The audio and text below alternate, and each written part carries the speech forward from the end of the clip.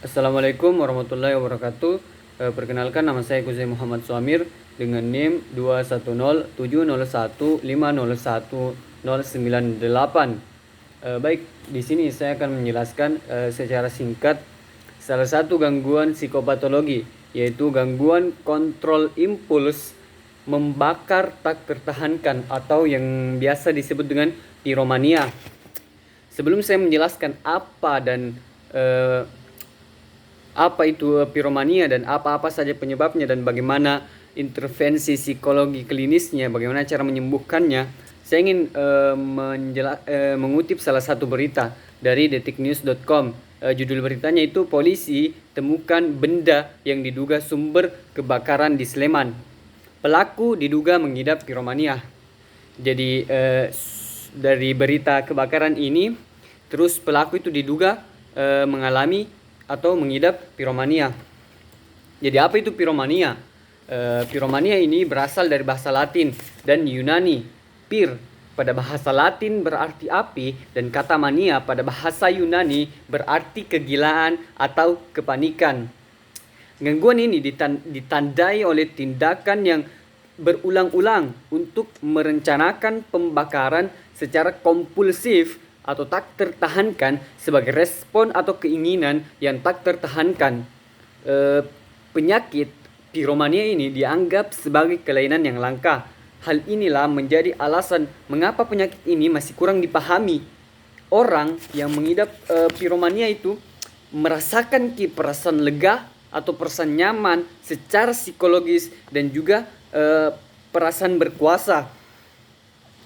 Perasaan berkuasa ini muncul sebagai akibat dari menggerakkan petugas kebakaran untuk bergegas dari lokasi kebakaran dan membawa beberapa alat kebakarannya. Jadi pengidap piromania ini melakukan pembakaran dan dia merasa berkuasa menggerakkan para pemadam kebakaran, dan ada perasaan lega atau perasaan nyaman secara psikologis setelah mereka melakukan kebakaran.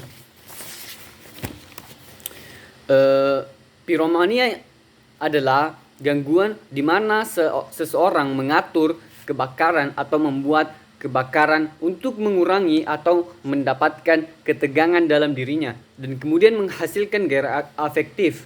Hal inilah yang menyebabkan penderita mengalami kesengsaraan, rasa malu, dan kelainan yang berarti atau signifikan. Itu menurutnya Grant dan Odlaug 2009. Dalam DSM-5 Amerika Psikiatri Asosiasi 2013, piromania merupakan salah satu gangguan pengendalian keinginan dan gangguan perilaku. Gangguan kontrol impuls ditandai dengan kegagalan untuk menahan keinginan yang mengakibatkan perilaku yang dapat membahayakan dirinya yang melakukan tindakan atau orang lain di sekitarnya. Tentu kita mencari tahu apa penyebab dari piromania ini. Di dalam buku Hapsara dan kawan-kawan, di situ penulisnya Rahmawati, beliau menjelaskan ada 3 penyebab dari piromania ini. Yang pertama, penyebab biologis, yaitu gangguan kontrol impuls mungkin melibatkan disfungsi pelepasan ujung saraf noradrenergik, pelepasan dopamin sel saraf, atau efek dari asam gamma amino butyriat dalam tubuh atau otak, dan juga glutamate atau asam amino dalam tubuh atau otak, seperti disfungsi testosteron dan endorfin atau gangguan pada produksi hormon dalam tubuh atau otak. Adapun secara psikologis penyebabnya ini merupakan ditandai dengan kegagalan untuk menahan keinginan yang mengakibatkan perilaku yang dapat membahayakan individu yang melakukan tindakan atau orang lain. Manusia memiliki gairah atau ketegangan sesaat sebelum melakukan tindakan dan merasakan kesenangan dan pelepasan ketegangan pada saat bertindak. Adapun penyebab sosialnya itu lemahnya kemampuan sosial, vandalisme, dan perilaku antisosial. Manifestasi klinis individu dengan piromania dapat membuat persiapan yang cukup lama untuk menyalakan api, mereka mungkin acuh dan tak acuh terhadap konsekuensi kehidupan atau properti sebagai dampak dari kebakaran. Individu dengan piromania memperoleh kepuasan dari kerusakan properti akibat dari kebakaran yang dia buat. Individu yang secara impulsif melakukan pembakaran sering memiliki riwayat gangguan penggunaan alkohol saat sekarang atau sebelumnya. Insiden kebakaran yang dilakukan oleh individu dengan piromania itu bersifat episodik serta dapat berkurang ataupun bertambah frekuensinya. Adapun cara mengobatinya atau intervensi psikologi klinisnya itu ada dua. Setidaknya ada dua. Yang pertama ada Cognitive Behavior Therapy atau yang biasa kita kenal dengan CBT. CBT yang dikelola psikolog digunakan dalam program 8 minggu yang membahas tentang faktor-faktor klinis yang terlihat terhadap piromania. CBT terkait perilaku membakar ini ditujukan untuk membangun self-control anak, melatih keterampilan orang tua, dan melatih interaksi yang positif dari keluarga. Dan juga CBT ini memiliki keberhasilan paling baik, memiliki efek terbesar dalam mengurangi perilaku yang terkait dengan api beserta daya tariknya. Itu kata Rahmawati 2021 di dalam bukunya Hapsara dan kawan-kawan penata laksanaan gangguan psikologis jilid ke-1. Adapun intervensi yang kedua yaitu pendidikan keselamatan kebakaran atau Fire Safety Education.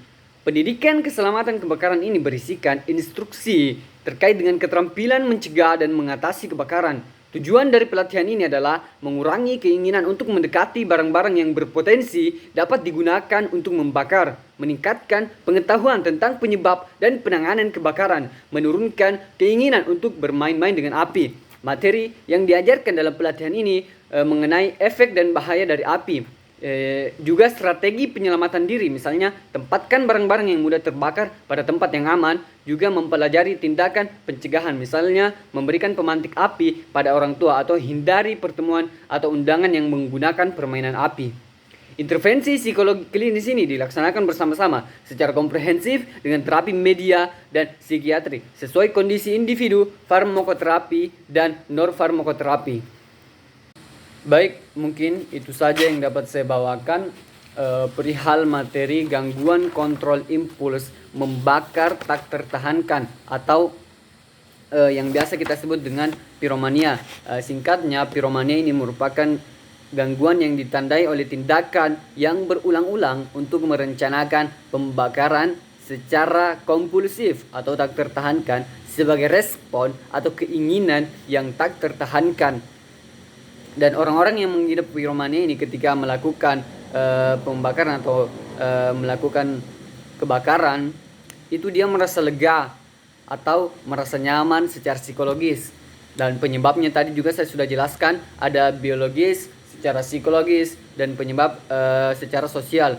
Dan ada dua tadi yang saya sebutkan tentang cara penanganannya atau intervensi psikologi klinisnya. Yang pertama ada Cognitive Behavior Therapy, dan yang kedua ada pendidikan keselamatan kebakaran atau Fire Safety Education. Sekian dari saya tutup. Wassalamualaikum warahmatullahi wabarakatuh.